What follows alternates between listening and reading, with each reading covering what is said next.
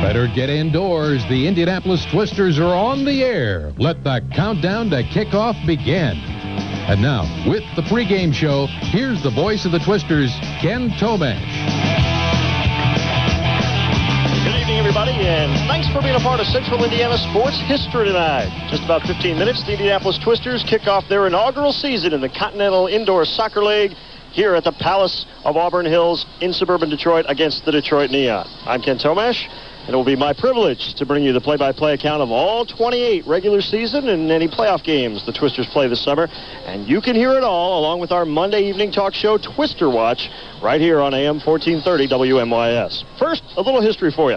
The Continental Indoor Soccer League, the CISL, began in the summer of 1993 with 7 teams, grew to 14 teams in 94, 15 teams a year ago, and 11 clubs will take the field this year. The Twisters are in the CISL's Eastern Division, along with the Dallas Sidekicks, the Houston Hotshots, Washington Warthogs, defending league champ Monterrey La Raza from Mexico, and these Detroit Neon, who they provide the opposition tonight. The Western Division boasts the Anaheim Splash, the Portland Pride, Seattle Sea Dogs, San Diego Sockers, and the Sacramento Knights, who were league runners-up a year ago. This Indianapolis franchise has gone from inception to reality in less than 4 months. It was back on February the 22nd that the CISL awarded the franchise to David and Rodney Goins. Tonight, after coming up with a logo, a staff, and a roster of players, having training camp for a little over a month, it takes the field for the very first time. Welcome to Good Seats Still Available, a curious little podcast devoted to exploring what used to be in professional sports. Here's your host, Tim Hanlon. Hey, everybody. How are you? It's Tim Hanlon, your congenial and humble host for another episode of Good Seats Still Available, that curious little podcast that is devoted to what used to be in professional sports. Thanks for joining us. And another fun episode as we try to do here on tap for today. We are getting back into indoor soccer and the interesting little nook and cranny of the Continental Indoor Soccer League of the 1990s, known as the CISL, one of the many in the long string of alphabet soup labels and leagues of professional soccer in this country. But a very interesting little detour in it. The mid-90s was an interesting time for American soccer.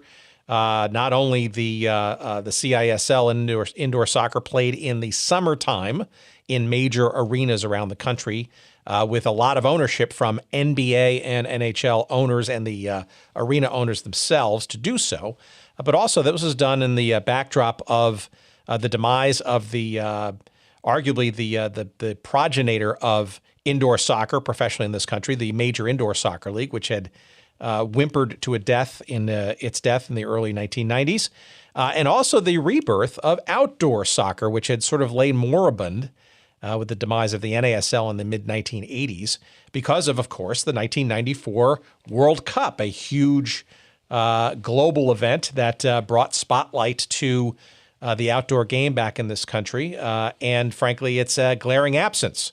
And of course, as part of the winning of that bid in 1994 was the guarantee to FIFA that another major professional outdoor league of substance would be born in the wake of the tournament, which it did in Major League Soccer in 1996. But that's for other discussions on other episodes. But today we're going to be talking about the backdrop of that for what is the probably the last major attempt at solid, top-notch professional indoor soccer, and that is the Continental Indoor Soccer League, with our guest, Kenn Tomasch, who was the voice of the Indianapolis Twisters, later named the Indiana Twisters, in the last 2 years of that league, 1996 and 1997, and has some very interesting stories about the CISL, its formation, the Indiana/Indianapolis franchise is part of that,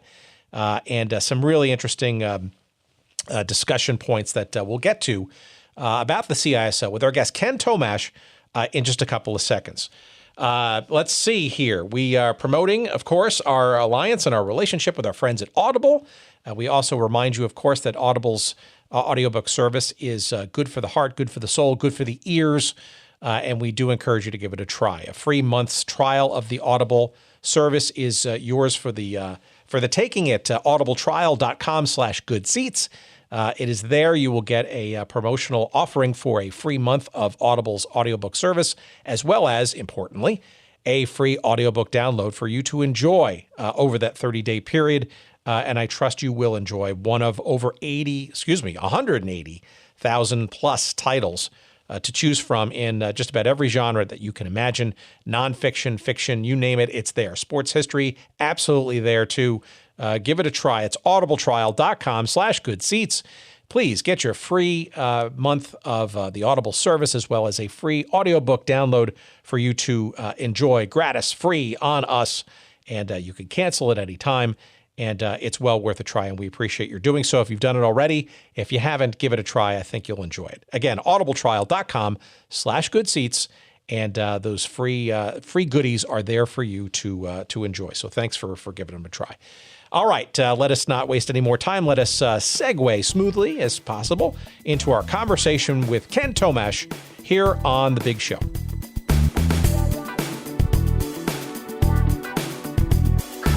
I've always been a sucker for these kind of alternative leagues. I just think they're just remarkably fun.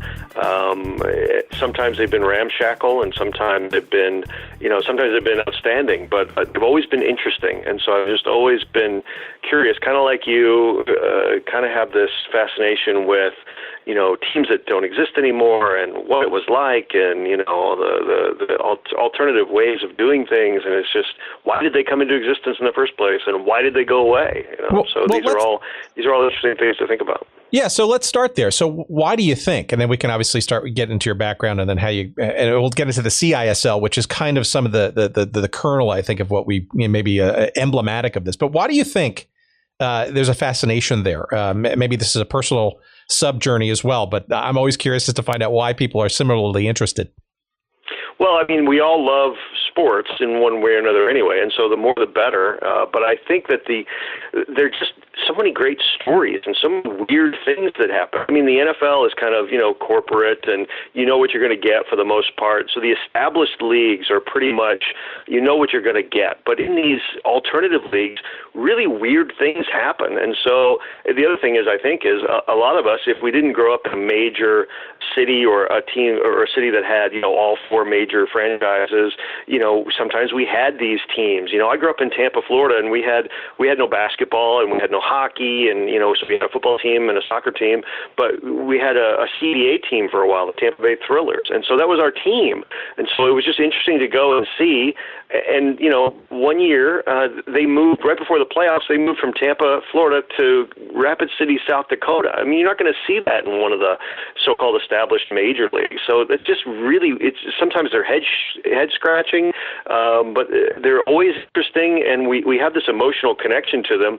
Maybe because they were so weird, because they were like us. They had their foibles and they had their missteps, and you loved them anyway.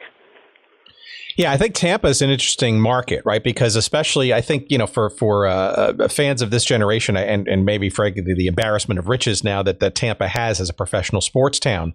You go back to even the early '80s, certainly definitely the '70s, right, when the Tampa Bay Buccaneers came in the NFL in 1976, and obviously the Tampa Bay Rowdies prior to that. Aside from that, there really wasn't a whole lot of quote unquote professional sports, at least at the top tier level, in the Tampa St. Pete metropolitan area until around that time, right? Right. Well, when I grew up there, we had two teams, basically. We had the Bucs, who were terrible, and the Rowdies, who were great. And I fell in love with both of them pretty early on for different reasons. I was just learning about sports and learning about football. And they went 0-26 to start. I mean, you how could you not feel for them? So I've been 40 years a fan of that team. But the Rowdies were winners, and they were flamboyant, and they had flair, and they had these great personalities. And so that's when I really fell in love with the game of soccer. But the rest of to the Tampa Bay area, the Lightning didn't come around until 92, so we didn't have hockey. We did have the Florida State League, and I love the Florida State League. So we had the Tampa Tarpons, which was an A-ball Florida State League affiliate of the Cincinnati Reds, and they played at old Al Lopez Field, and my best friend and I used to go to games, so there was that. But seriously, probably the third biggest sport in the Tampa Bay metro area at the time when I was growing up was professional wrestling. I mean, championship wrestling from Florida with, guys like Dusty Rhodes and Ric Flair, guys like that, and their announcer was Gordon Soley, and it was on TV all the time. That was probably the third biggest sport that we had at the time. We didn't have a major college. The University of South Florida, which has football now, didn't then. So we really didn't have much else. And so we would get these weird teams that would crop up, So we had, the Thrillers, like I mentioned, in the CBA. And then there was talk of having a women's basketball team at one point that never happened. And the Rowdies played indoor sometimes. And then there was another indoor soccer team. And there was always talk that maybe there would be a hockey team, but there was no place for them to play. And so we went back and forth with all these little weird offshoot teams. But the ones that endured, the Bucks have been there forever. And now it seems like the Lightning has been there forever, and the Rays have only been there for 20 years. But yeah, when I was growing up, we didn't have a whole lot. All right, but obviously there was something there in terms of sports and the potential of pursuit professionally to do that. Then that led to an interest in a broadcasting career. So maybe you can sort of tie together some of your Rowdies memories with sort of your budding career interests and how that sort of blossomed from there. Oh, yeah. From the time I was 13, I wanted to be a sportscaster. I wanted to be on Monday Night Football. That didn't happen, but I was fortunate enough to be able to have a broadcasting career for 20-something years. I wanted to do that and went to the University of Florida to study broadcasting and was a local TV sportscaster for several years and did some play-by-play stuff on the side. And as it turned out, it took several years later and bring it back around to the CISL where we were originally headed, that was the first time I got a chance to get behind the microphone and call soccer. And from there, that led to doing outdoor soccer in the lower divisions, to doing Major League Soccer, to doing some international soccer, to doing more indoor soccer. So I was, for a time, able to do a whole bunch of soccer broadcasting. So it was a lot of fun. But yeah, it all really started with this fascination, this love for this team, this Tampa Bay Rowdies team, that was just so able to capture everyone's attention at that point in time for that brief window. So for those eagle-eyed listeners, or I guess you can't be eagle-eyed and listener, but our episode with David Whitford a number of weeks ago actually stumbled across a league that did come across your radar in your early fledgling career, the Senior Professional Baseball Association. And frankly, for those who are so inclined, either because of that episode or despite it, the only sort of surviving clips that are really out there that you can find on YouTube, with the exception, I think, of a CNN spot with the old Nick Charles and some others, is stuff that you actually produced when you were working at station WINK. I don't want to drag you back to the Senior Professional Baseball Association, but before we go further, any sort of memories of that sort of year and a half of interestingness?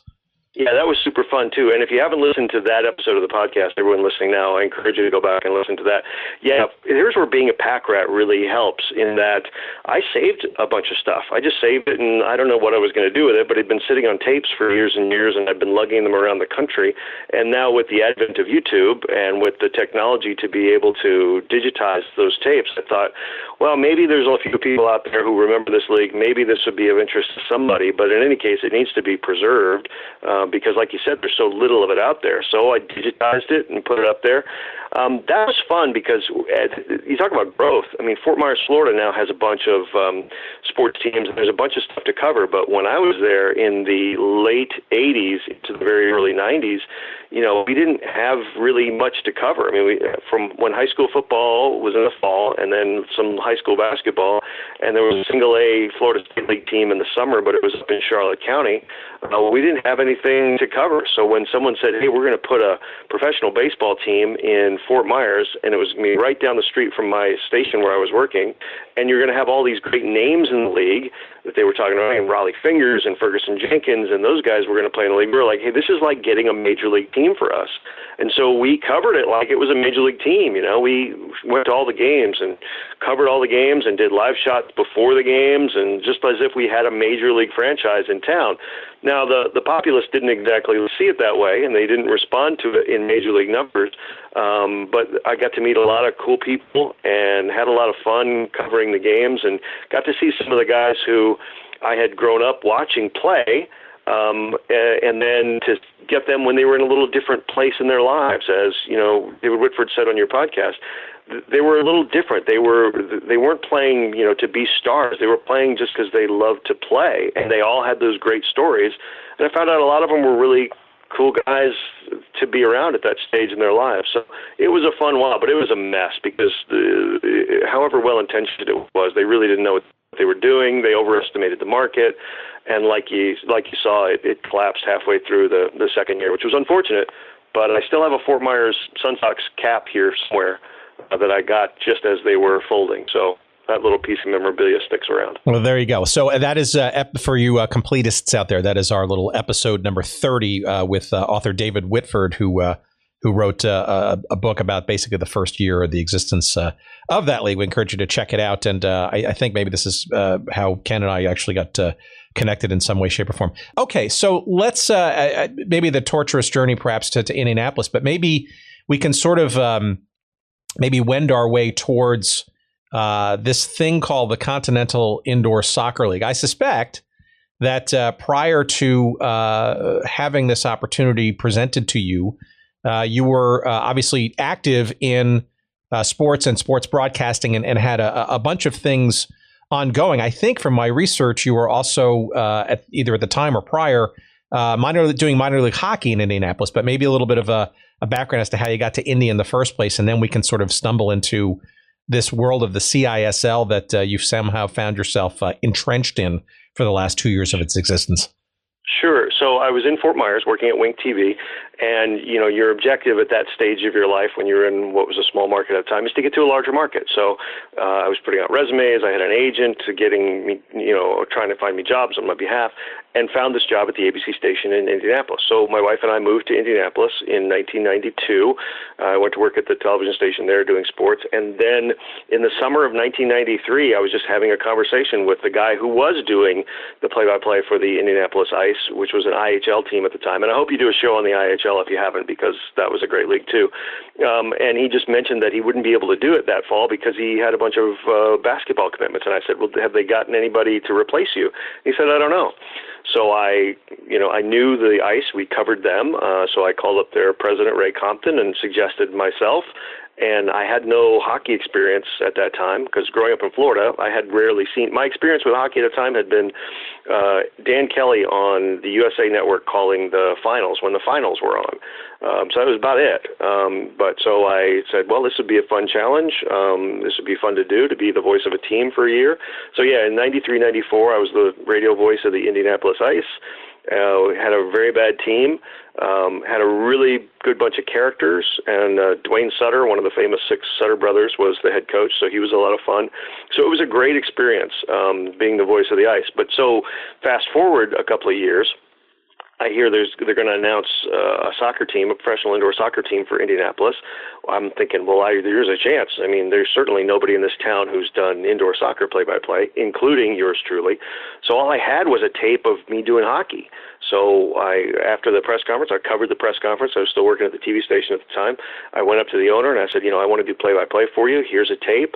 And that was in February of 96. And over the course of the next few months, eventually, I guess, somehow they decided that the only option they had was this guy. It was me. So that's how I fell into the CISL in 1996 in Indianapolis. So what did you know of the Continental Indoor Soccer League prior to that? And obviously you had a very limited play-by-play general. Say again? Zippity-doo-dah. I think a lot of people had no idea. I mean, so it had been around 93, 94, 95. The first time we heard, I think, the story broke in the paper, hey, there's going to be a press conference in a couple of days, and they're going to put a team in this thing called the Continental Indoor Soccer League. That was probably the first time most people had ever heard of it, at least in Indianapolis. I had no idea it existed. We didn't have a team. And by the time of having gone through the 95 season, they had 15 teams, but they'd compressed down. They'd lost a couple of teams, and I knew some of the names. I mean, I knew the San Diego Soccer's name. I knew the Dallas Sidekicks' name, but it was a different time, and I had no idea that the league even existed. So it was a brand new thing for me. But I was thinking, here's a chance to do something I've always wanted to do, which is play-by-play. And having done it for a season with a hockey team, I thought, well, this would be fun too, do a season of indoor soccer if I could get the gig. Yeah, it's interesting because the league, itself was born sort of out of the ashes of the old Major Indoor Soccer League, the original one. And for the last 2 years of its existence was known as Major Soccer League, which was, I think, sort of an attempt to kind of clunkily try to bridge into some outdoor and indoor stuff together and sort of harmonize across a yearly schedule, all that kind of stuff. And yet, here you have sort of the rebirth of indoor soccer after all that sort of that stumbling and demise in the early 90s. You had a bunch of arena owners sort of ring-led by Jerry Buss and Ron Weinstein, of the LA Lakers and MISL LA Lasers fame, basically saying, hey, you know what? This idea actually is not maybe bad. It's probably just bad being directly competitive with the NHL and the NBA during the winter months. How about during the summer? Yeah, and Ron Weinstein obviously worked for Jerry Buss, and he had this idea, I'm sure Dr. Buss owned the Forum at the time. It was like, hey, how do we fill some dates? Here's a chance maybe to fill 12, 14 dates in the summertime. And like you said, the MISL/MSL had kind of petered out and disappeared. What was left of its franchises went one of two ways. A couple of them went into the NPSL at the time, and a couple of them, then Dallas and San Diego, said, well, we're going to go into this league. Now, I know where Ron Weinstein is. I haven't had a chance to catch up with him yet. I've always wanted to hear what that sales pitch was like, telling those teams, those storied teams, hey, let's play in the summer instead of the winter where you've had lots of success. But he pulled it off and was able to find some other arena owners to come together to put together a 7-team league in 1993. And so there they were, 1993. They actually had a league, and it actually played all the way through, and they had 7 teams, and interest was pretty high because they doubled in size by the next year. Well, we'd certainly love to find Ron Weinstein for a conversation, so we'll put a little push pin on that one and see if we can mutually figure out a way for a future episode on that. But so I guess as you became aware of it, and obviously in a more concentrated way as an actual gig for the local franchise in Indianapolis, what of soccer in the summer? Because I think it's important to remember that around this time is when obviously the World Cup was in the United States in 1994-ish, and you also had the mandate from FIFA to create or recreate a top-tier Division I professional league outdoors in the United States, which obviously didn't start until 96. But that's the backdrop of this idea, right? So the idea of doing indoor soccer in the summer made sense a lot, I guess, in the late 80s, early 90s when the idea was being formed. But, real professional outdoor soccer was also starting to, shall we say, recoalesce. You're right. And so 2 things did happen, right? So when CISL launches in 93, 94, 95, they basically have the summer to themselves, and things went pretty well. I mean, the first year, they averaged just under 5,000 a game. They boosted that up to about 5,200 a game and about 5,400 a game in 95, and really had a really good year, almost 6,000 a game in 1996, going head-to-head against this new thing called Major League Soccer. So, but that was a little bit of a blow. What people didn't realize is that when the original NASL went under, all we had soccer-wise, basically, for the next 10 years or so, was the indoor game, which was to some, a hyped-up version of outdoor, very exciting, and to others was a bastardization of the game. But that was what we had, and the indoor game was very successful into the mid-'80s, and then its luster kind of faded a little bit towards the late 90s, or late 80s. So here we are, mid-1996, this new MLS has begun. Really, it's the soccer that is traditional, that people understand, and competing head to head. So that was the first thing that would kind of started to chip away at the CISL. And the other thing was the WNBA, which came along the next year. So all these NBA owners who by the time 97 got around, there was a handful of them left in the CISL, went with WNBA teams as a brand extension of their NBA teams, and they found that it was a little easier to sell and something that their salespeople knew more than indoor soccer. And so it was a little easier for them to make that transition from men's basketball in the winter, women's basketball in the summer. And I think those two things really put the nail in the coffin of summer indoor soccer. And as we've seen over the last 20 years, the growth of outdoor soccer at all levels has siphoned off the best talent from indoor to where indoor soccer today is just a shell of where it was in 1996. I mean, there's nobody today who's as good a player indoors as Tattoo was or as Preki was. And those guys played as recently as in Tattoo's case 15 years ago, or maybe less, and in Preki's case played indoor 20 years ago. Yeah, so I want to come back to that in a little bit about sort of the state of indoor soccer, or the state of outdoor soccer, and all that kind of stuff. Because I think it's really, really true, right? What you're saying is that, and even a generation before those players that you mentioned, like the Steve Jungles of the world, and the Stan Terleckis, and the Freddie Gugurevs, and I mean, these are there's a point at which the best talent in soccer was playing indoors, because like you said, there really wasn't a whole lot of outdoor stuff out there that was worth pay, that could be paid for, and it was sort of, and some of these were really tremendous players, and the National Soccer Hall of Fame is sort of in abeyance until it gets relaunched next year. But you wonder how some of the indoor game should be remembered as part of this long and torturous history of soccer, because, like I said, the best players are out there, and frankly, some of them made the transition back outdoor, like a Preki, right? The Hall and I'm a Hall of Fame voter. The Hall and I have had this discussion before, and the new executive director of the Hall is a friend of mine, so he and I need to have this conversation again, that I think you can't tell the story of soccer in this country by ignoring indoor. Now, there are some people in the Hall of Fame who, like you said, who did play indoors, but they're in because of their outdoor accomplishments. Like, I voted for Victor Nogueira every year that he was on the ballot. He made it on the ballot because he had a substantial outdoor career, but I voted for him every year because he was probably the best indoor goalie of all time. That's just this little thing that I have. I think that there needs to be some space carved out in the actual Hall of Fame to recognize this facet of the game, which kept soccer alive in this country from 1985 till 1996 when MLS launched. And I think that for the staid traditionalists, indoor is a weird bird, because it's not enough like outdoor for outdoor people, but it's too much like outdoor for some other people. So it's always had this kind of weird niche in the middle for people who are okay with what we call human pinball. But I think, our Hall of Fame isn't telling the whole story of the history of the game in this country if it continues to ignore the stars of indoor and the great stories of indoor. And I don't know if they ever will.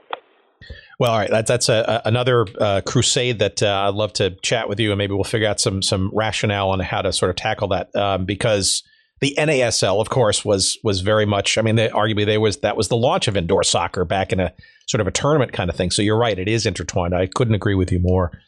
All right, but so let's talk about late 95, early 96, right? So it seems that 95 or in 1995, the Continental Indoor Soccer League, about 3 years under its belt, it's up to 15 teams. It breaks a bunch of records that year both on the field as well as off the field. I think Dallas had a game with the Sidekicks of over 16,000 at the Reunion Arena. And it seems that despite some bizarreness, I guess, and at the end of the season you see I think there were 4 teams that folded. This seemed like it was, they had a Prime Sports Fox TV deal. There's a car dealership sponsorship thing. It seems like it's on the up and up. And in steps, I think, the only expansion franchise for 96, the previous Indianapolis Twisters. So maybe you can give us a sense of what you knew about this as it was announced, as it was launched, and what you were sort of walking into. We were kind kind of learning on the fly because, like you said, yes, 95, it was this big league, 15, which was until recently the largest indoor league it had ever been. But Pittsburgh folded, Las Vegas folded a year after winning the championship. They won it as an expansion team, and then they folded the next year. The team in Mexico City went under. You were stepping into a league that was kind of teetering a little bit. You still had some really strong franchises. Dallas was still Dallas, and they still had Tattoo, and they still had great crowd support. They were doing really good things in Washington and Sacramento and places like that. And so the Indianapolis team comes into existence. I still don't know why they did it. Again, here's another thing where the sales job. I mean, Ron Weinstein must have been a really good salesman because he sold David and Rodney Goins, these two brothers, with only a little bit of maybe sports background. Rodney had played college soccer, and I don't think David had. But somehow they convinced them that the team in Indianapolis in the Continental Indoor Soccer League in the summer at Market Square Arena was going to do great guns. Didn't turn out that way, obviously, but I think that they thought it would.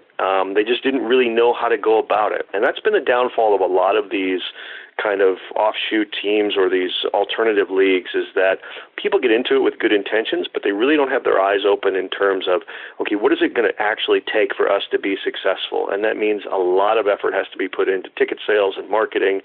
So when you see a club now, just to go back outdoors for a second, Sacramento Republic FC, when they launched, they said, here's what we have to do. And they went and got people that had actual professional sports experience at a major league level who understood what it took to sell tickets and to market and to be a big league franchise and to look like, even though you were playing at that time in the third division, that you were a professional team with gravitas and it was something worth spending your discretionary dollars on. Goins has never got that. I don't think in the 2-year history of the team ever really had anyone who was selling tickets. We had people who were in charge of keeping track of tickets, and we had people who were in charge of making sure that, tickets got where they had to be, but we didn't have anybody physically selling tickets until about midway through the second year. So the first year was just so, you have all that expansion thing. I mean, most expansion teams are a little bit of a circus from the get-go, but then you put this pressure of, you have an inexperienced ownership group with an inexperienced front office in a league that has its ups and downs, in a market where the game hadn't really been successful, in a league playing at a weird time of year, and all these things kind of came together, and it was, disaster is too strong a word, but it was really interesting. It was really touch and go there, and as you know, and anybody who knows the history of this, partway through the year, about 2/3 of the year, the league took over the team because the Goinses walked away from the team. All right, before we get there, who are the Goins brothers? So David and Rodney Goins were two brothers from Chicago, the Chicago area, and they were entrepreneurs.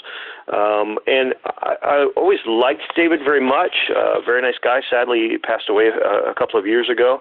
Rodney was a former player and still thought of himself as a player, and in fact did suit up for the team, which was another one of those kind of circus elements that happened in the history of the Twisters.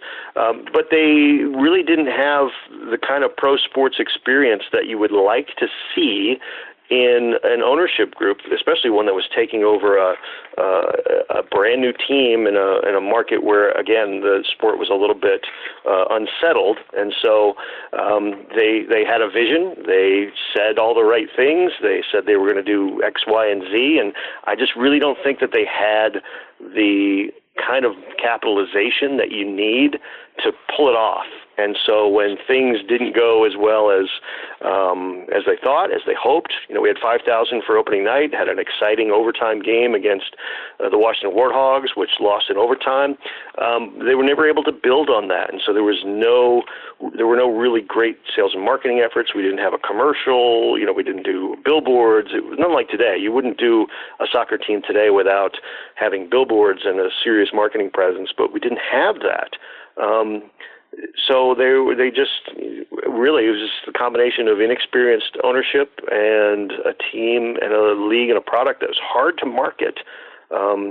So all those things combined to make things really chaotic in that summer of 1996. Well, what was the source of, best you could tell, the source of their income? And how do you think they even kind of just stumbled into the CISL anyway? Like, why get into sports? If they're going to get into sports, why this fledgling soccer thing that's it's hard to, as you say, kind of sell because of its uniquenesses, plural? Well, I do know that David Rodney, they grew up all around the world. I believe their parents may have been either military or in government service, because I know that they bounced around all over in a variety of countries, and so they did get a love for the game. But they owned a company called Executive Sports Management in Chicago, which was a sports marketing company. And basically their deal was they owned and managed luxury suites, and they consulted and did corporate hospitality for a bunch of Fortune 500 companies. So they were kind of tangentially in that sports space. But that and running a team are two totally different things. I mean, people want food. If people go to a game, they want food, and they want that experience of the suite. So that's a little bit easier sell than trying to sell indoor soccer. Rodney's love for the game, he'd played briefly at Indiana University and finished at Howard University, so he was a player. And so that combination kind of, hey, we're in this sports space. Ron Weinstein has told us that there's money to be made here. They have a love for soccer. Yeah, let's do it. I can only speak to what I know from that is that that's probably the genesis of it. And I'm certain that by the summer, by August of 1996, they were regretting that decision, obviously. Yeah, I think it's important to remember, too, that the base of owners of these teams in the CISL was basically a combination of either private ownership, right, in the case of the Goins, which is their case, and owners of either an NBA or an NHL team outright, right? So it almost seems like you've got kind of like those that know how to do this professional sports marketing game, right, with the NBA and the NHL, mixed in with others who think they can, but maybe, frankly, aren't as capable because that's not their full-time gig. Right, agreed. I mean, Washington, they did well. Abe Pollin got it and hired a bunch of people. Mike Evans was their general manager, and the Warthogs did well and drew good crowds. Why they were one of the teams that went away, I don't know, while others survived. Jim Thomas in Sacramento, at least they had an idea. They had connections to the community, and they could leverage some of their existing infrastructure to make their indoor team more successful than it might otherwise be. And in Detroit, basically, they just gave away scads of tickets. I mean, they had basically their season paid for by the sponsorship agreement with GMC that saw them be the Detroit Neon for the first few years, and then finish up as the Detroit Safari when GMC gave them, $1 million+. So basically, the Neon / Safari were just giving away tickets left and right. So that was their business model. But yeah, then other teams were kind of like the Goins brothers, or like in San Diego, where they weren't owned by an NBA or NHL team. Seattle was, and they had the trouble, I think, of, if you've ever been to Seattle in the summer, you'd much rather be outside much of the time than go inside. So that may have played into it as well. But so the CISL was kind of interesting hodgepodge of people with not only different backgrounds and different strengths and weaknesses. They eventually came to have a different vision of how things should go. And that led, I think, to the tensions that eventually broke up the league. Yeah, I actually lived in Seattle in 96, 97, went to a couple of Sea Dogs games myself, Fernando Clavillo behind the bench, etc. Yes, a few thousand of us rattling around on a summer evening. Key Arena. Key Arena, that's right. All right, so in steps Kenn as the voice of the Twisters, right? So maybe a little background, a little fun, little memories, if not fun, maybe just memories generally. What is it like to be the quote unquote voice of a team? You're on a relatively you're on the higher end of the AM dial. You got a show that's also beyond just the games themselves, called Twister Watch. Give me a sense of sort of how well thought out this was, or how much you had to kind of think that through as part of this adventure you were starting. Well, we had a guy named Matt Dockstader who was kind of setting up a lot of these kind of infrastructural items, and so he hired me to be the voice of the team. Went out and got the radio deal, hired my good friend Dan Capsalis to do color, and we were a great team. We were great friends, and we hit it off really well, and we had a lot of fun. So the thing about indoor is, it's always exciting. So at least you had stuff to get excited about during the course of a broadcast. If you're doing expansion outdoor soccer team, you're going to lose a lot of 1-0, 2-0 games. Maybe that's not the most exciting thing, but at least in indoor, there's going to be lots of goals scored. So we did have a lot of fun. Even even though the team was struggling. We were struggling to put wins together. But yeah, so we were playing a couple 3 nights a week and traveling. We were doing all the games on the radio except the ones in Monterey. That's the reason for that we'll get to in a bit. So yeah, and then we had a weekly kind of call-in show where we'd have people on from the team, we'd have players on, we'd have coaches on. So it was, we were giving it our best effort from the standpoint of we were on an actual radio station, which is not something necessarily that would happen today because now everything's online. And we had an actual coaches show, for lack of a better term, a call-in show once a week. And it was lots of fun. It was new for a lot of us. I mean, I had grown up watching the MISL Game of the Week on USA Network, and it was almost always Slobo Ilievsky and the St. Louis Steamers and, Jungle and the New York Arrows who were on. And so getting back to that a little bit and being able to be the voice of a team was a lot of fun. And quite frankly, indoor is a lot like hockey in terms of how you call it. So having had that experience of a year of calling hockey, the transition was not as hard as it might otherwise have been. Things really did get a little wonky because crowds weren't there and money pressures got tight. And we kept hearing rumors about, are we going to make payroll or what's going to happen? And then Weinstein would come into town, have big closed-door meetings with the owners, and he would leave, and we would think that everything would be fine. And then 2 weeks later, things would start to go pear-shaped again. So it was a chaotic summer. All the while, we're trying to, get this team's footing underneath it and trying to win some games and go into places that hadn't been in a while. And so it was a lot of fun, but it was really weird at times. It's just weird to be part of the inner workings of an expansion organization that's going through the growing pains.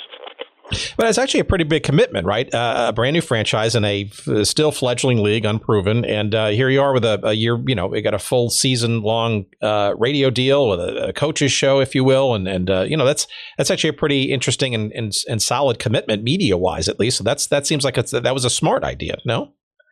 Yeah, it seemed in theory, yeah. And I've always been of the mind that there are worse ways to spend your marketing dollars than to put your games on radio and or television, because every one of those broadcasts is a 2.5, 3 hour commercial for your game and your sport. And so in that respect, they got that part right. And I don't know how many people listened, but I do know that that part of it was a pretty good outreach to the community, and that was what they were intending to do, to look big league. You couldn't really look big league unless you had some sort of a media presence. And that first year we weren't on, I don't believe we were on any of the Game of the Week broadcasts. I know we were the second year, but not everybody got Prime Network back then either. It was kind of like being tucked away on this niche cable network that not everybody got. So cable then in 1996-97 was not what it is today. So you had to pretty much listen to me if you wanted to follow the team. And listeners to our show can indeed relive some of those episodes, because Kenn on his blog, Kenn, Kenn, don't forget the second N.com, has a page devoted to a couple of pages to the Twisters, but there's a whole a page devoted to with all just about a pretty comprehensive set of broadcasts. So you can literally click on them and on any of the episodes and any of the games, and you can actually hear the voice and the enthusiasm and the perhaps a little bit of the background, I guess, maybe of the season going in interesting directions right there, literally game by game there on Kenn's websites, which I thought was really interesting, really neat, and also interesting to hear sort of the quality of the on-air broadcast kind of waning and waxing depending on how the stars and the clouds were aligned that evening with I'm assuming a wattage that sort of changed as the day changed to night. Yeah, I don't think to be MYS, and actually all those recordings I think are recorded. I think I had them recorded back at the studio, so they would have been coming through at the time the phone lines to do that. This is before ISDN and before voice over IP and all this. So you were kind of at the mercy of the AT&T at the time, or whatever the phone company was, getting your voice from point A to point B. So yeah, here going back to being a pack rat, saving all these things. So I saved all of these cassettes, and almost all of the broadcasts survived. So I digitized them all and figured, you know what, again, maybe 3 or 4 people out there are interested, but I thought they should be preserved for posterity. So they're all out there. All the ones that I have are out there, and you can listen to all the Indiana Twisters games that exist from those 2 seasons. And yeah, we had some interesting broadcast setups as well. I mean, I borrowed the broadcasting equipment was actually borrowed from the Indianapolis Ice, because the guy who succeeded me came back in as the broadcaster for the Ice. Ken Double was a friend of mine, and rather than go out and buy all of our new broadcast equipment, since we were playing in the summer and the Ice were playing in the winter, we just basically leased their broadcasting equipment. So I was at least used to the setup, and it's a pretty decent setup. But there were some nights where it just didn't work. So I remember doing an entire game in Detroit, actually speaking like I'm speaking to you on a handheld phone held up to my ears, and by the time the game was over, I couldn't unclench my hand because it had been wrapped around this phone receiver for 3 hours, so I had to pry it out of my hands. And there were other places like in Portland, I remember trying to convince an operator to reverse the charges so that we could actually get on the air, because it was a West Coast game. It was very late. We couldn't get anybody in the office. And here I am. I need to get on the air, but I had to convince the operator from Portland or wherever she was to reverse the charges so that we could actually get our broadcast on the air. So, yeah, fun times in broadcasting with a nascent team. All right. I'm not going to ask you yet at what point did you question your sanity. I'll get to that in a little bit later. But you alluded to it before. You had the first home game you lost to the team lost their debut game to Detroit on June 14, 1996. But a week later, you have a decent crowd, just over 5,000 at Market Square Arena, and the game was actually probably pretty fun. It looks like it was went down to the wire. Where there was a game, I guess there was an overtime goal that just a heartbreaking loss. Did it seem like did it feel like it was everything was off to a good start? It seems like, from an outsider's perspective, that you couldn't ask for a more entertaining debut. That was the feeling. 25 seconds away from winning 6-5, the Warthogs score, and then you lose. But that's indoor. I mean, that can happen. You can go from leading with 25 seconds left to losing in overtime in a heartbeat. That's what it was. But I will tell you that the after party after that game, because everything had been building up to that night, you only get one inaugural home game in your history. And it was a good crowd. It was a good game. We thought the sky was the limit. Everybody was really optimistic, even despite the loss. So at the party afterwards, which went on till the wee hours, we were very optimistic that this is a launching point and things are going to get better from here. Little did we know that we'd lose the first 4 and struggle really to get any semblance of traction from the team side. But then when we started to find out that people were not coming to games, partially because we didn't really have sales and marketing efforts, but for a variety of reasons, then kind of that optimism kind of dwindled, and by the time we got to August, I mean, it was kind of you talk about the dog days in baseball. Yeah, a lot of that optimism had really gone. Well, let's sort of the hints of that didn't take fairly long to kind of identify themselves, right? So, and again, this is more an outsider's perspective, so you probably have more of an insider's knowledge about what was going on, but. And by the way, Ken has also got some really good blow-by-blow, date-by-date history points about the first year of the Twisters as well. And I think folks who grew up or watched those games will probably remember a bunch of these. But it seems to me like the first sort of hint of questionableness, I guess if that's a word, is in July, not a month later, where Rodney Goins decides that he's going to keep his title as president, but he's going to kind of work towards joining the team as a player, and then there's a new general manager that comes in. What's that all about? Right, and this is where it became obvious that we were struggling to draw people at the gate, and that someone had to come in here who had some semblance of an idea about how you sell and market a team. Bob Wilbur, good guy. Actually, you should get him as a guest as well. Now I think he's just written a book as well, so he's had a varied career. So he comes in, new general manager. Rodney was miscast as a general manager. What he really wanted to do was play, which he eventually did. But yeah, Bob Wilbur comes in. At least he was the grown-up in the room in terms of his experience in pro sports.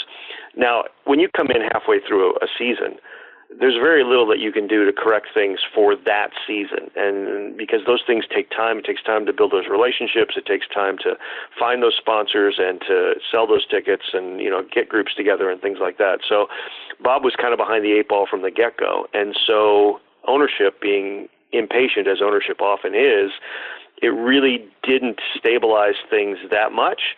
Rodney, like I said, becoming an active player kind of added to the circus atmosphere. To the players on the team, they kind of looked side eyes at this because, Rodney had scrimmaged with the team, and there's usually this demarcation that you're either team side or you're front office side. And if you try to go from one to the other, there's going to be a little bit of tension there. Rodney was not a bad player. Had he not tried to drop ship himself into the game, halfway through after it had been years since he had played outdoor soccer, that'd be one thing.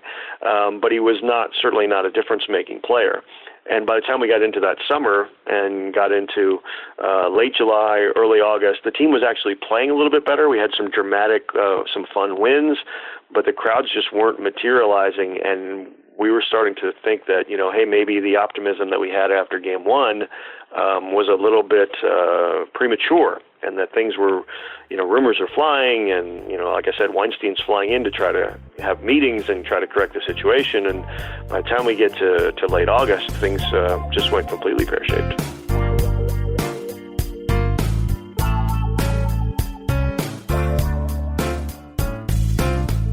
Okay, friends, sorry for the interruption. Just wanted to quickly remind you that today's episode of Good Seats Still Available is brought to you by our friends at Audible, the premier provider of digital audiobooks with over 180,000 titles to choose from in just about every genre you could think of. Audible titles play on iPhone, Kindle, Android, and more than 500 devices and MP3 players for listening anytime, anywhere. And for a limited time, my audience can listen to a free download of any book that they choose, as well as get a 30-day free trial when you go to audibletrial.com/goodseats. That's audibletrial.com/goodseats. And you can choose from over 180,000 titles, as we said, including one that I'm listening to right now. It's called The 10-Gallon War by John Eisenberg. That's the story of the NFL's Cowboys, the AFL's Texans, and the feud for Dallas's pro football future. Another one on my list, which I have yet to download but is on my queue, that could be interesting to our audience here, is called The National Forgotten League by Dan Daly, entertaining stories and observations from pro football's first 50 years. Those are just two of the many thousands of titles to choose from, and not just in sports history, but you name the genre that you might want to listen to, and Audible's got it. By the way, two guests perhaps that we'll have on the show, hopefully sometime soon. But again, go to audibletrial.com/goodseats for your free 30-day trial, as well as your free audiobook download to try it out for yourself. Again, that's audibletrial.com/goodseats. And now, back to our conversation.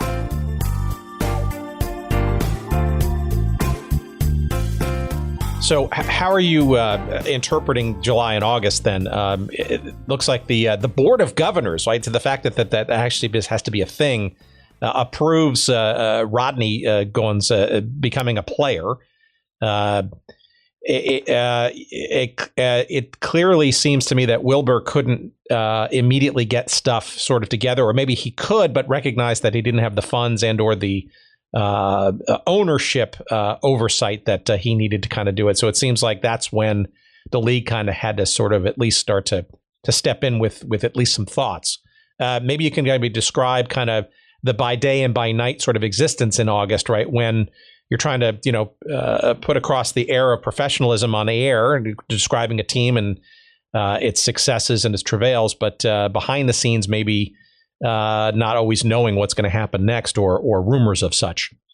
Yeah, that's when it puts you in a weird position because, I was trained as a journalist, and so the story was, what was really going on, the tumult behind it. But as someone who's getting paid by the team to put the best face on things, you were kind of not able to, we weren't doing any frontline investigations about David and Rodney's finances at halftime of a game against the Dallas Sidekicks.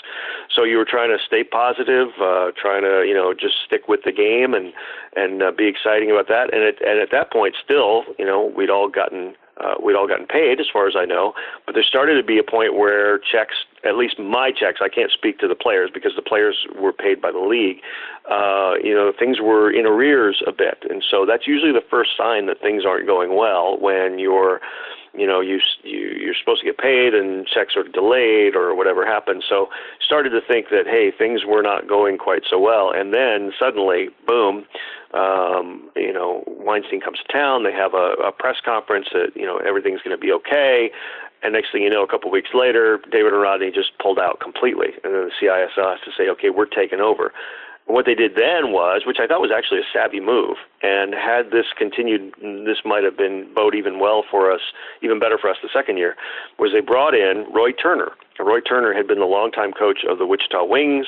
He'd been in the front office of the Wings. He understood the indoor game inside and out as far as sales and marketing. And so for that last month, he was the general manager of the team. Roy Turner was basically with a skeleton staff running that team for the last month as they were wards of the league and as they tried to find some investor to come in and take over the team, which they eventually did. But Roy Turner was fun. Anybody who worked with Roy or was around Roy knows that Roy was fun, big personality. And so that last month was on a shoestring, would be, to say the least. We only had one home game towards the end, so they were building towards that last home game. I think the last home game, every ticket was like $5. We got 9,000 people a game. But I will tell you this one story. So David and Rodney pull out.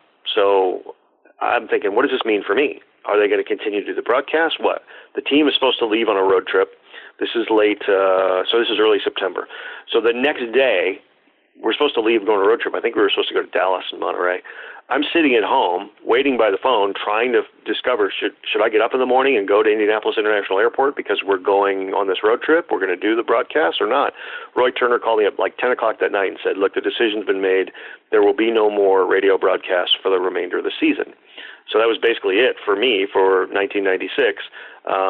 I did do public address announcing for that last game, that last home game, but in terms of broadcast history for that 96 season, that was when they pulled the plug. So that's the end of August. Okay, and then the team basically officially suspends operations and all that, and then David and Rodney pull out. CISL takes on this in September. So, but I want to go back to a point. So you said before about people getting paid, right? Interesting point, right? The CISL paid the players as part of the league. So this was not the franchise's direct responsibility. The players were employees of the league, right? And I think this was also a bit of the novelty of the CISL in that it was single entity, which at the time was still a bit nouveau, right? Right. And so what it was so the league actually wrote checks to players. Everything came out of the league office, I guess, which was in California. But each team had a monthly assessment. So every team had to put in, their money every month so that the league was able to pay the players. And they had A contracts and B contracts and C contracts and local player contracts. So it was basically the structure where if you had an A contract, I want to say it was like $3,000 a month, maybe $3,500 a month. And then a B contract was either $2,500, thereabouts a month. And this is all gross figures. And then a C contract less than that. And then there were some local players that you could literally pay $75 a game because they were just local guys who you'd find in your local league. And so, so there was this kind of quasi-single entity structure. It wasn't really set up, I don't think, as an LLC the way Major League Soccer is. But there were some of these elements of the league having control over paying the players and of league-wide sponsorship deals, which trickled down to everyone else. It was kind of an interesting setup there at that time. Didn't save them, obviously. So while you're not doing the broadcast, though, you're still an employee of the team. You're doing the public address stuff. No. I wasn't an employee of the team. So I was an independent contractor, basically. I basically had nothing to do for the last month. But then they did say, look, we're going to have this one more home game. Will you do public address announcing? I was like, okay, fine. I don't have anything else to do. That's fine. That was all I did. It wasn't like I was going into the office every day anyway. That happened in the second year when I was actually an employee and became the media relations director in addition to being the team broadcaster. But when the David Rodney pulled out and when Roy Turner called and said, we're not doing any more broadcasts for this year, that was basically it. I was done. Got it. Okay. So, but in steps new management. So, these trucking guys, Dan and Carl Cook, come in and purchase a franchise at the tail end of September. What is your knowledge of that? And or it seems like that was the idea for the fresh start, right? New team, new team name, new logo, new everything, right? And a rebirth of the broadcasts. Yeah, when I found out that the team had been sold, it was in the paper in the story about one of the road games, whatever. It's in the Indianapolis Star the next day. Twisters played the game, and here's the score. And oh, by the way, the team has been purchased by Dan and Carl Cook, and they intend to keep it and play it in '97. I was like, oh, well, that's interesting because that was the first I'd heard of it. Dan Cook, great guy. Carl was his father. So they had made their money in trucking. Shipping freight and stuff all over the country. They'd done really well. To this day, I still don't understand why. I mean, Dan really didn't have a big interest in it. I still don't understand why they did it. But thankfully for all of us who were involved, they did do it. Super great, cool owners, really kind of hands-offish in a way. Definitely not one of those, owners that comes in and tries to do stuff that they don't know how to do. They were really hands-off. So we were thinking, hey, this is great. The team is saved. There's going to be another year. But at that point, no, I had no idea.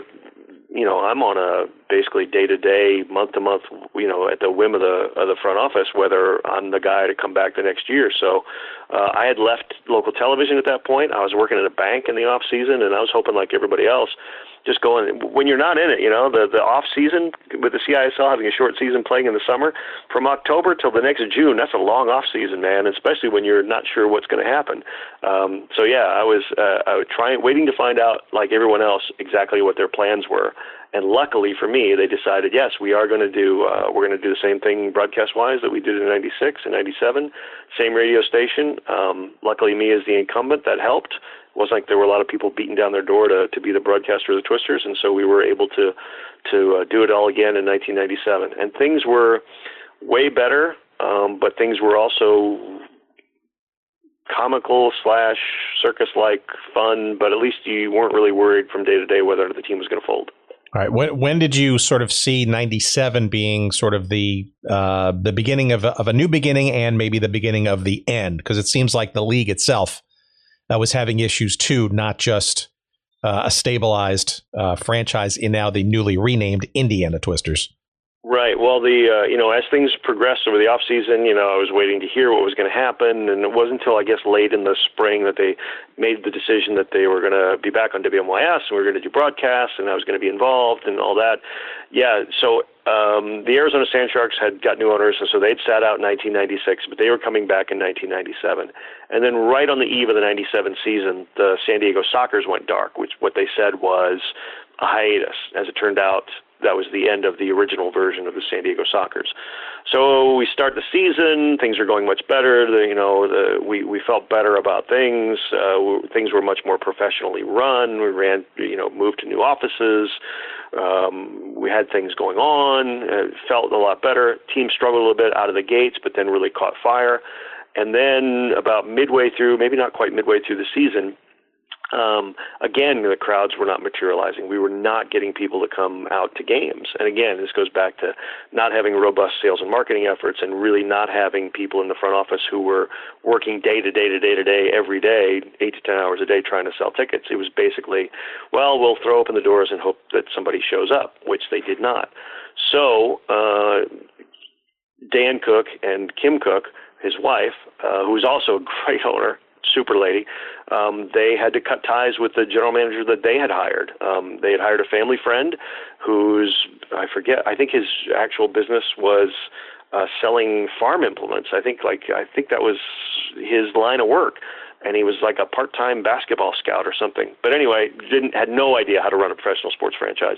Zero idea. And so they fired him and brought in a guy named Brad Berry, who I knew because he'd worked for the Indianapolis Ice when I was doing their games, and he understood. He understood that this is about ticket sales first and foremost. And so when he came in, took over as a general manager, we became a much more professional outfit. But by that point, again, you got to have long lead time for these things. And so Brad was able to come in and do good things so that we were able to get more revenue in the door and to make the outlook a bit brighter. But meanwhile, the league was falling apart. And that goes back to, again, this kind of disconnect between the goals of some owners versus the goals of some other owners versus the goals of the commissioner. And so CISL was not at all a well cap by the time it got to September of 97. How did that evidence itself to you as you were going around the league? And it seemed like the Indiana situation would stabilize a bit, and quite a bit, frankly, from the year before. But when did you kind of know the things, or was it a surprise? Because I think there are some people, depending on who you ask, at the end of the 97 season, or actually the end of the year of 97, when the league folded, and then sort of the diaspora went on to the WISL and the Premier Soccer Alliance and the remnants of such. When did you know it was sort of kind of falling apart and or maybe on its last legs? You start to hear, I mean, everybody talks to everybody else, right? So as you'd go around the league, you'd be talking to your counterparts. I'd be talking to other broadcasters. Hey, did you hear about this? There was always, if you've been in indoor soccer for any length of time at all, there's always rumors, hey, there's going to be a new team in insert city here. Hey, there's going to be a new team in Boston. There's going to be this. Oh, I heard this team is going to move to this place. Detroit had been a disaster. I mean, they were one of the worst teams that year in the history of the indoor game. And so, you could see they're announcing 10,000 and there's maybe 2,500 people there because they were giving away scads of tickets, and they had a horrible team. Arizona wasn't doing great shakes under new ownership, and they weren't, just crowds were kind of downish around the league. And so it wasn't really anything where we said, oh, this is a dead man walking. We just felt like, okay, there are some trouble spots here, and people are talking, but people talk all the time.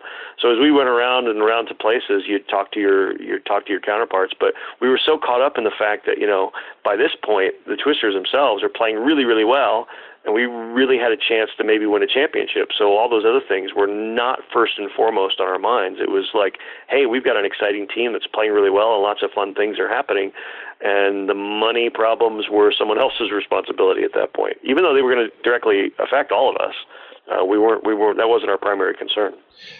So quickly, let's talk about the play though that you saw for the 2 years, both the team as well as the league, because it seems like it was a hell of a lot of fun, and it seems like it was marketed as an experience, as an entertaining opportunity. It was a soccer, of course, indoor style, but the music and the announcements, and it seemed like some of those maybe breakthrough ideas or presentation concepts from the old MISL really took on sort of new life. If you look at some of the videos of these games, it seems like it was a family entertainment experience, or at least tried to be marketed as such. Yep, you're exactly right. And they had adapted many of the things that had made the original MISL successful. And it helped, too, that, there were a lot of great indoor soccer players still in the CISL at that point because they hadn't gone outdoors. We still had Tattoo, who's one of the great players of all time, but guys like Zizinho and David Doyle and Marco Lopez and Mark Thomas and Dale Irvine, who's my all-time favorite player. I mean, we still had really good players in the league, and so the quality of play was very high. It was very exciting. It was a lot of fun. And so it was a good product that they were putting out on the floor. It was just a weird time of year to try to do it.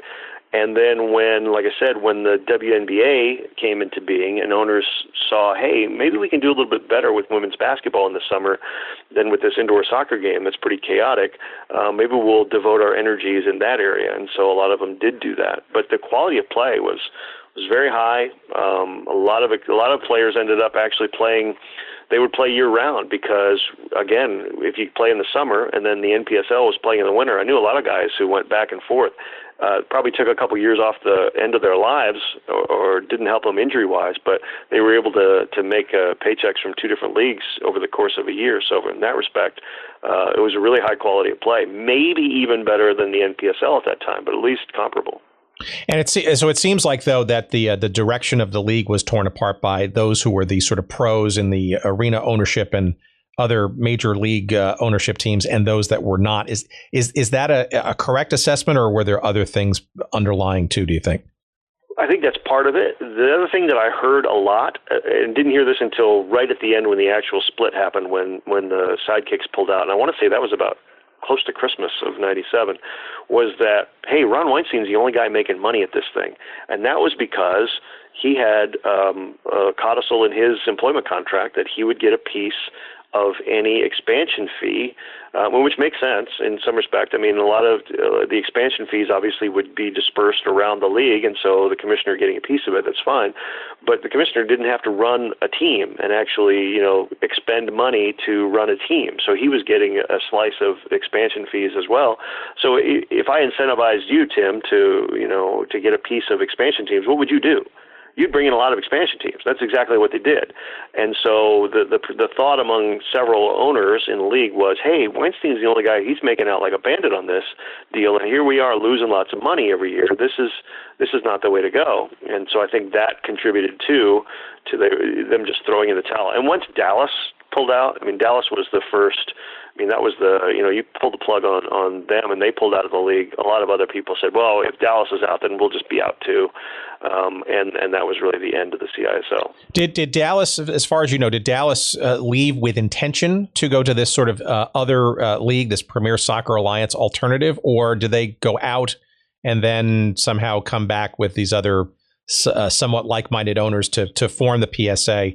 Right. As far as I know, they pulled out, but they were not intending to go dark. They wanted the Dallas Sidekicks to continue, and so there was this faction of, Dallas was an influential franchise with, lots of connections, and they had their history, and Gordon Jago was a very hardworking person and a very charismatic person.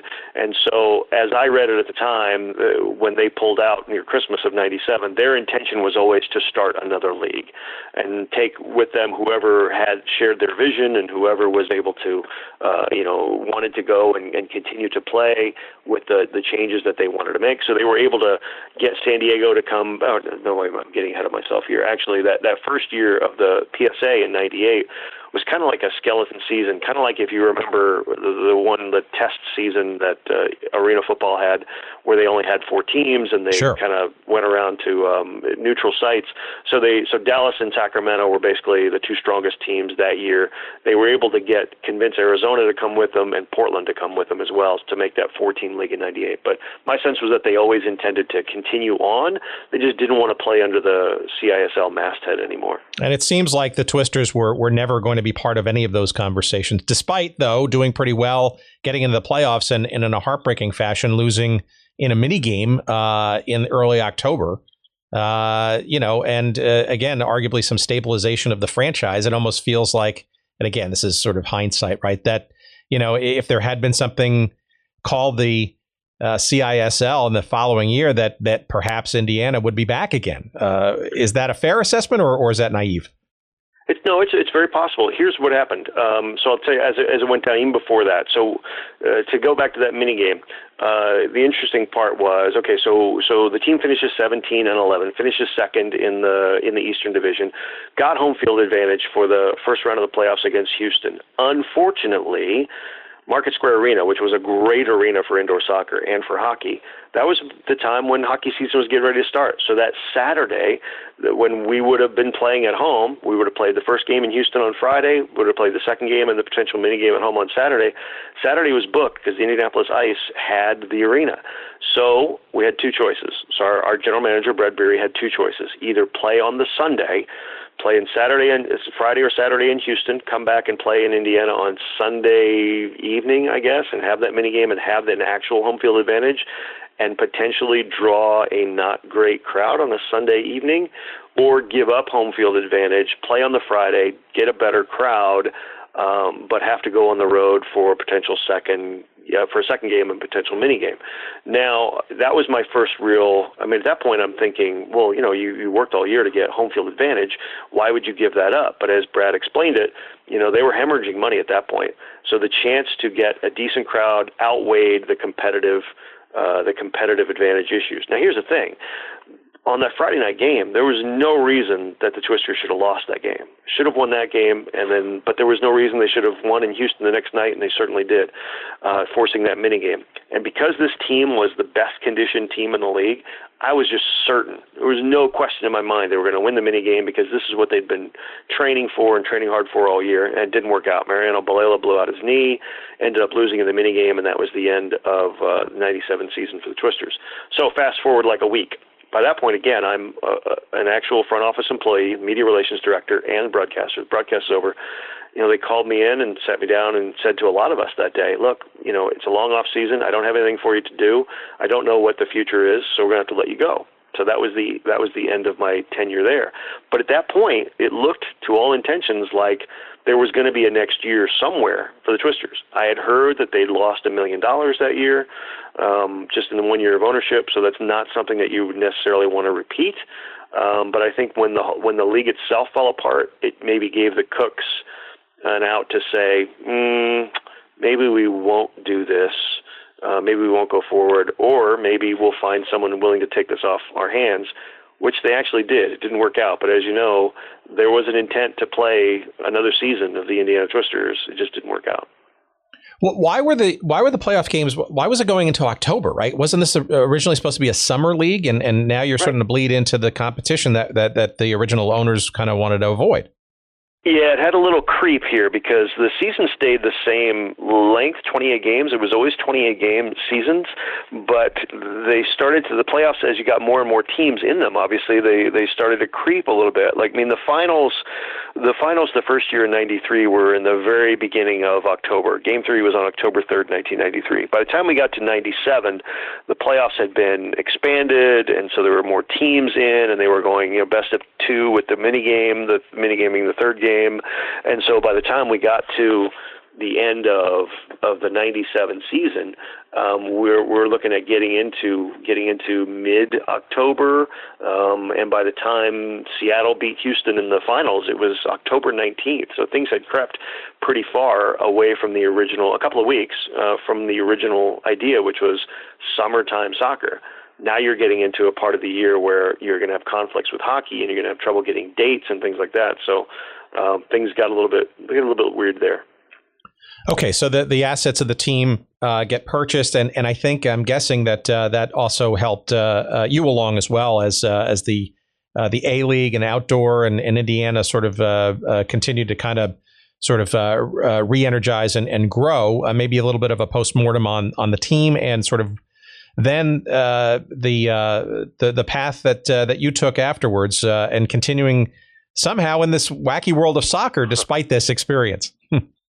Well, the end of the Twisters really can be summed up this way. Losing Houston on that playoff game, I think our flight out the next day wasn't until like 6 o'clock. We couldn't get a flight out of Houston till like the following night, maybe 5, 6 o'clock in the evening. One of our players and I started drinking at like 10 o'clock the next morning. Now, anyone who knows me, I don't drink anymore, but I was never a big drinker. But this guy started at 10 a.m. I was out by like 10:30, 10:45. He kept drinking. By the time we got to the airport, was completely blitzed. And so he gets on the plane, he's blitzed. He's being belligerent.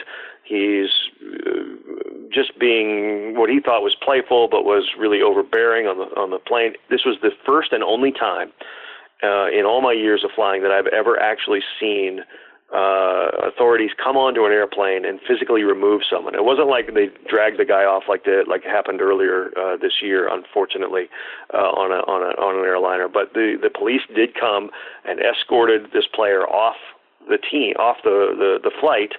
One of the other players said, "Well, I'm not going to let him, sit here overnight in jail by himself." So he got off the plane as well. So they sat in Houston overnight and flew back home the next day. And meanwhile, everyone else, including our head coach, just kind of sat and chuckled about it. And I was thinking, this kind of sums things up, doesn't it? Here we are, just lost in the playoffs. One of our better players getting thrown off the airline on the way home. What the heck else can happen here? And as we come to find out, that was the last act, actually, of the Indiana Twisters. But it didn't swear you off of the sport of soccer, because you stayed involved, right? You did other broadcast work. So what's weird is, at the time that we get to that '97 season, an outdoor team had launched in Indianapolis in what was then the D3 Pro League, the third division, the Indiana Blast. So being one of the few people in town, again, with any kind of soccer background at all in terms of working in a front office, kind of fell into doing media relations for them as well. Get to the end of '97, their owner pulls out. So they get purchased by a new owner, a guy named Alex Morris, who owned a third-party administrative insurance company in town. He buys the team. And then somehow over the winter, I think he was friends with the Cooks as well. I think they were pretty good friends. Somehow Dan Cook it convinced him to take over the assets of what was left of the carcass of the Indiana Twisters, with the intention of then putting them into the NPSL in 98, 99. And that didn't come to fruition because in 98, Alex Morris lost his shirt with his outdoor team. And so there just weren't the funds to run the dream of an outdoor team all winter or all summer and an indoor team in the winter that would have shared, front office and would have shared some of the players. The players were looking forward to being able to stay in one place and play for two teams, and it didn't happen. And I'll give you an interesting thing here too, Tim. When the team was going to come back, it wasn't going to be the Twisters, and here's why. Have you ever played foosball? Sure, of course. Okay, so some of the foosball tables. There was one of the brands of foosball tables had a big, I think it was called a tornado. So it had a big T in the middle, had a soccer ball on it, and it had what looked like wind going around it, kind of in a tornado-like thing. Well, they actually sent us a cease and desist order because they didn't want us. Our logo at that time was soccer ball around a kind of a vortex of a tornado-ish type thing. And they said it was too similar, causing confusion in the marketplace. So had Indiana come back into the NPSL in 1998, we were going to be the Indiana Vortex. And not a lot of people know that, but that was the plan, and that was the reason why, because the makers of the foosball table thought that our logo was too close to their logo, and so they were going to fight us in court over it. That's interesting because I wonder. I think I remember what that logo looked like, and it hauntingly reminds me of the old Dallas Tornado NASL logo, which they must have purchased or gotten out of receivership or something, and maybe try to then leverage going forward. Interesting. Yeah, it was similar. I mean, there's only so many things you can do with now how the name Twisters came about. Why? Because they had a name the team contest, and right at that point, that movie Twister was big in '96, so we kind of tied into that. So so that's how the team got named. I don't know who designed the logo. I don't know how that turned about, but yeah, as you look at it, the first year, so it does have that kind of vortex. It was red and black the first year. By the second year, when we had green and purple as colors, it was a little bit different. But yeah, it was basically that kind of vortexy, tornado-ish type logo.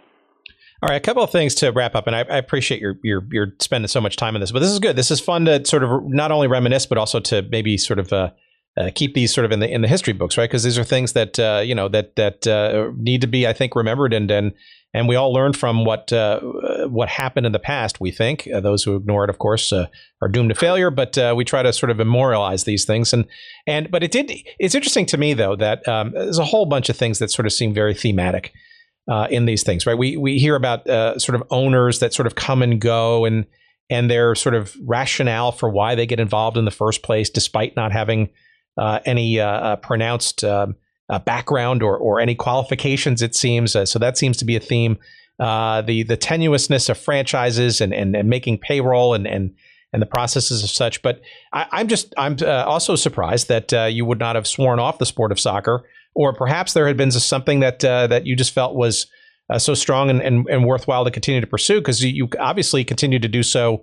When you moved to Chicago, the Chicago Fire, obviously, you have many people in the Chicago area remember you from the broadcast back in the mid and late 2000s, and the reincarnation of the MISL again, MISL 2, with the Chicago Storm for 2 years, where you were the broadcast voice of.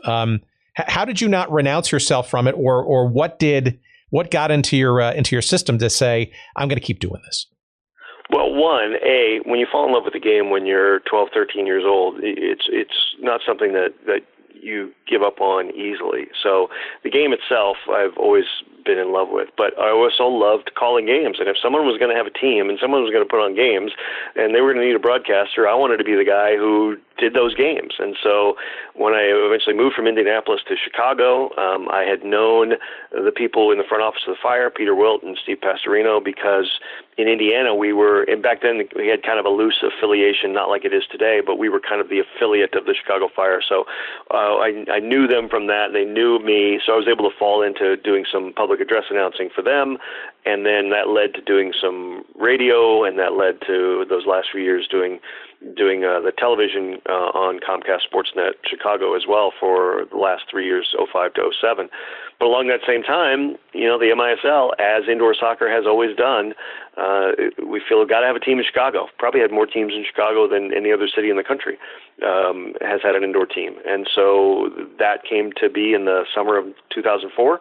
And a friend of mine was their PR director, so I had an in there and ended up doing those games. So from 04 to 06, I was doing indoor in the MISL with the Storm, and then going straight to outdoor with the Fire, and then back into indoor, and then back into outdoor. And so that was a lot of fun. And I just never wanted to really stop broadcasting the game or being around the game. And so after the Fire, I moved to Arizona for family reasons, and I still had my hand in the game. I did some Big Ten Network soccer on television, did the USL Game of the Week in 2011, and did a handful of games for the local team here a few years back. But for the most part, I haven't done any broadcasting in about 5 years, and I'm totally okay with that. It's just one of those things that ran its course. It was fun. I love talking about it. I love, the relationships that I made over those years. But it's a young person's game now, so it's best left to those folks. What about your take on soccer, right? Because soccer is one of those interesting sports that has had a very torturous history professionally in this country. Probably is the most proliferated number of leagues and teams and acronyms and whatnot, and arguably the reason I sort of got involved and interested in this sort of subtopic in the first place. But, indoor soccer, right, is clearly a shell of its former self, maybe for some of the reasons we discussed otherwise, or maybe not. I kind of sort of saw that. I remember going to the first Chicago Storm game, actually, sitting next to the former owner of the old Chicago Sting, Lee Stern. And it didn't, it felt reminiscent, but then in many cases it felt like, this ain't what it used to be. But I'm just curious as to your take, because you've been in the trenches in some of these fledgling leagues and the stories behind them about what you sort of see the future of, if there is a future, of the indoor game, as well as now what seems to be a fledgling, although somewhat fractionalizing politically, outdoor game in this country. You have a pretty good unique view, I guess, on all that, I suspect. Well, in terms of the other thing is that I'm a historian of the game, actually, and so you can take a long view of this. You see that, like you said, this country and its relationship with soccer has been tortured, to say the least, ups and downs. We're in a golden era now. There's never been more interest. There's never been more stability. Even though below the surface there's a lot of drama and sturm and drang going on. But in terms of indoor, you're looking at that first game in 2004 and saying, this is not what it used to be. It was really good then compared to what it is now.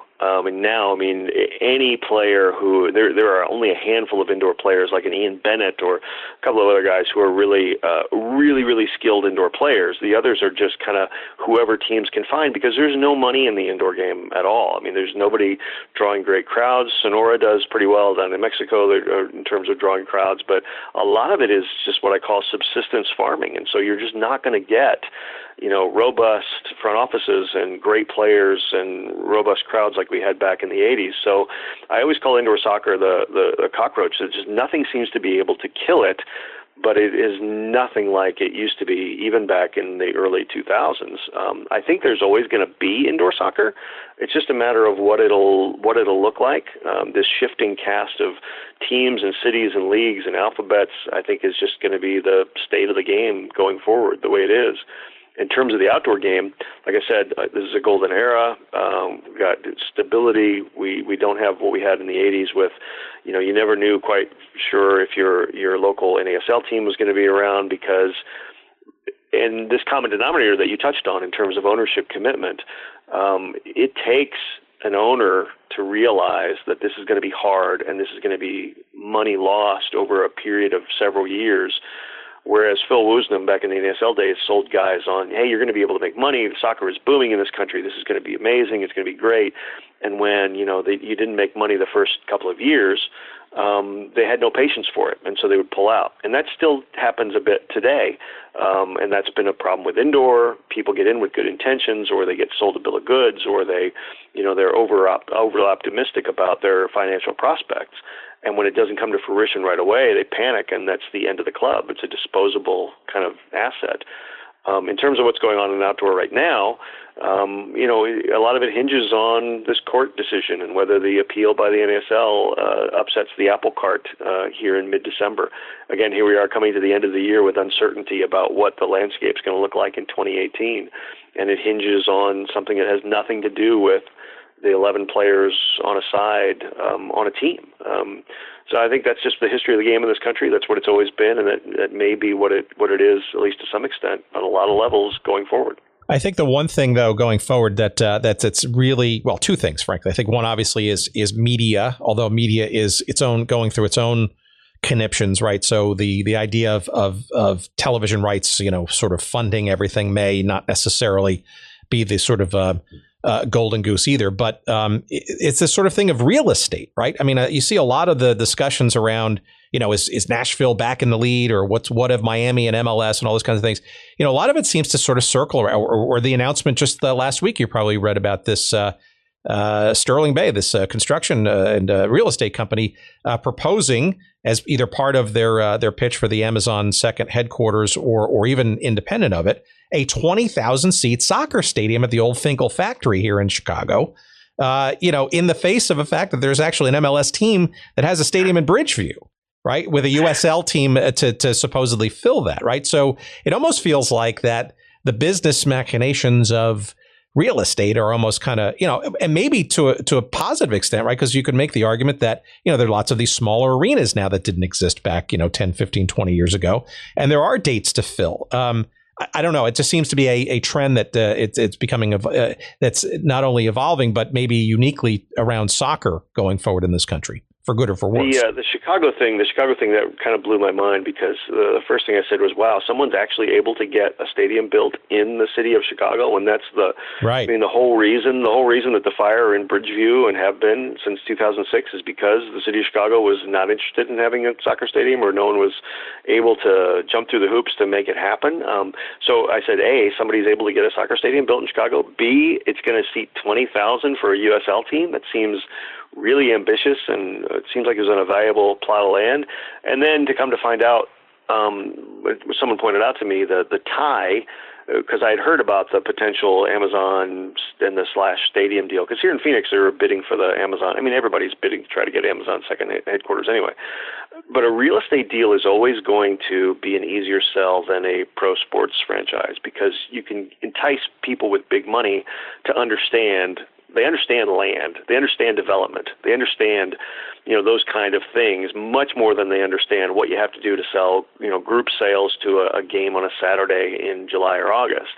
So if you can speak to them in terms of, hey, we're going to make this land deal, this real estate deal, we're going to build here. It's always going to be a mixed-use thing. There's going to be retail, and there's going to be hotels and shops. Every one of these things that you see nowadays when they talk about a new stadium, it's always all the development that's going to happen, A, because of it or in conjunction with it. There was supposed to be a whole bunch of stuff happening in Bridgeview, too, around Toyota Park. I don't think any of that, I haven't been there in a while, but I don't think any of that has really cropped up, has it? No, nothing of significance. Not even an L track. The people in Bridgeview have gotten screwed left and right on taxes because their municipality opted to pay the freight for the whole stadium. See, stadium deals it's a tough business, man. That's why I'm cautiously keeping an eye on these developments in Chicago, because that seems like a real outlier to me. That seems like if they can pull that off, that will really be something different than I've seen before in the history of following this game. And last question: how about in Phoenix? Now you're in the I think in the Phoenix metro area. Have you gotten any of the sort of pangs to get sort of clamor back into the USL and/or potentially the march to MLS with them, or are you just sort of okay just being a fan and/or an enthusiast? Oh, in terms of me, myself, I'm not really, I've made no efforts in that regard. I mean, we finally have a decent organization here. The first couple of owners of, Reborn Outdoor Game here in Phoenix did most everything wrong. This new ownership has done almost everything right. I go to games with my son. They've got their own stadium. It's in a great location. It's a decent quality of soccer. It's a fun night out. In terms of whether they're going to be one of the two that are supposed to be named by the end of the year, I wouldn't imagine that they're a slam dunk. But this is an attractive metro area with a large population and favorable demographics and an ownership group with money and already has the land and could start putting shovels in the ground to upgrade their stadium the day after they were announced. So I don't say it's impossible for it to happen for Phoenix to be an MLS side in the coming years. I don't think they're one of the top 2 or 3 favorites, but with everything that I've seen in this game over the last 40 years that I've been following it, nothing surprises me anymore. All right. Well, Ken, this has been a surprisingly fun and interesting conversation. And actually should be surprising. I knew this was going to be interesting, but I learned some things, as I always do. And where can other people learn all that you've accumulated in your historian role? That you've got the website. You want to kind of talk about sort of a little bit what you've done with that and how you have digitized your pack ratness online. We're coining a lot of words here today. I am. I'm good at it, and sometimes not good at it. Yeah, Kenn.com, KENN.com is just a place to basically put all the stuff that I don't have any other place to go that maybe nobody else is interested in, but maybe people who would listen to this show would be interested in. So if you go to KENN.com, kind of one of my things is attendance figures. So I keep track historically of as many leagues as I've been able to find and through attendance figures, because I think those things should be written down somewhere. And like you said, video clips, audio clips, and other things that just strike my fancy from time to time. It's not something I make money off of. It's not something I sell advertising on. It's just basically a place to hang stuff out, the public bulletin board, and if anybody wants to check it out, they can do that, and I'm grateful for anybody who does. But sometimes some of this stuff, like I say, interests just me, or maybe now you, or maybe some of the listeners of your show, and that's a good thing, because I don't think we should lose this history, because it's fun and it's interesting, and like you say, it keeps drawing us back in no matter what we do.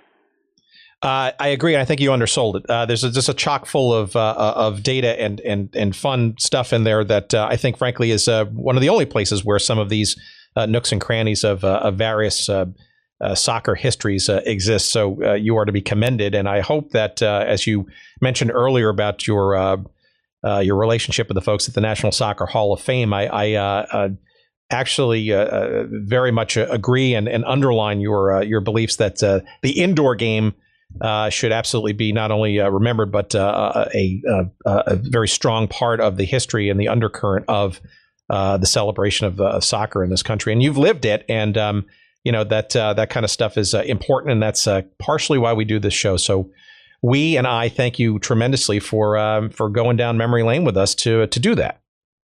Oh, it was great fun, Tim. I appreciate you having me on, and I will continue to be a fan of the show and listen to other things that transpire. Because, like you said, these, I'm showing my age, but these kids today, they don't really have an idea of kind of the fun stuff that happened back in the day. I know you've had my friend Andy Crossley on. Here's another guy who, just loves these short-lived and alternative things that would be lost otherwise. And I think that it's just important that we don't let these things just fade into the ether to where no one ever hears about them again.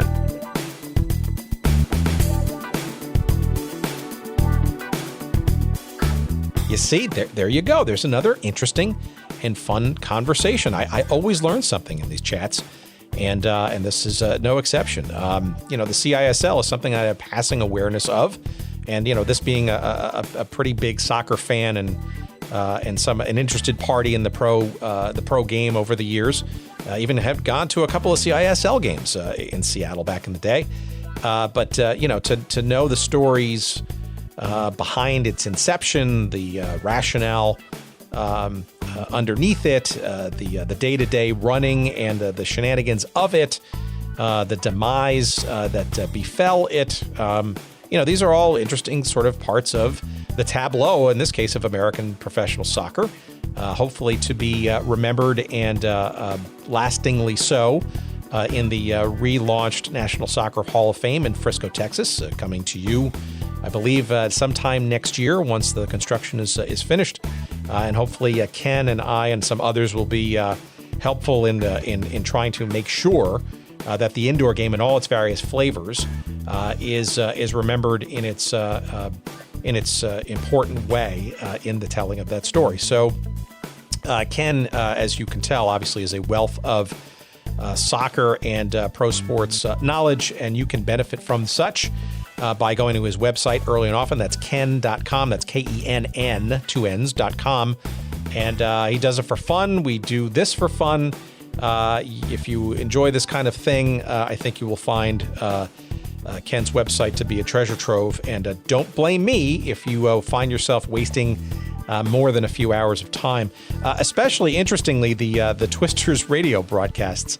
Literally the entire 1996 season, at least until the team's backers pulled out, and the entirety of the 1997 season, including those playoff games against the Houston Hotshots, are there for listening, and it's a fun stuff. It's a trip through nostalgia. It wasn't all that long ago, frankly, but it's a great testament to and a real understanding of what was going on in those days. And if you grew up in Indianapolis, or you were a CISL fan, or just an indoor soccer intriguist, if that's a word, if you somehow stumble across the sport and you're new to it and you want to go back and see what was going on back in the day in the 90s, it's a great way to do it. Again, kenn.com, KENN.com. And again, our thanks to Kenn Tomasch, our guest for today's episode, and a fun one. And hopefully we'll get a few more folks from the CISL in its existence on the show. Ron Weinstein, we know, is still out there and with us, and a few other folks indeed. So hopefully we'll get to some of those folks in the months to come in future episodes. Let's see. For us, goodseatsstillavailable.com. That's our website. That's the place that you can get old episodes of the show, download. You can share them with your friends. You can find out what's going on with the show. Obviously, you can click into all the various media, books, and movies and things that people have published or have created, and one click away will get you to those as well. And you also find, of course, our social media presences there too. Quick links to that. But if you don't want to do that, you can just go directly to Twitter, and you'll find us there at Good Seats Still. If you want to go to Instagram, you'll find us there at Good Seats Still Available. And on Facebook, you can like us there as well. Again, thank you so much for listening. And of course, we want to thank our friends at Podfly Productions for putting this monstrosity together every week. Despite their efforts to avoid me, they do a tremendous job in putting all these pieces together. And we can't thank Corey Coates, Jerry Payne, Eric Begay, and David Gregerson, and the entire team at Podfly Productions enough. And that's podfly.net. And again, if you're thinking about doing your own podcast or need some help, give them a try. I think you will indeed enjoy and love their services. Podfly.net. That's Podfly Productions. Thank you, guys. Tip of the hat to you, and tip of the hat to you, the listener. Thank you for joining us, and we'll talk to you in your earbuds sometime next week with another fun-filled show. Thanks for listening. Take care, everybody. Bye-bye.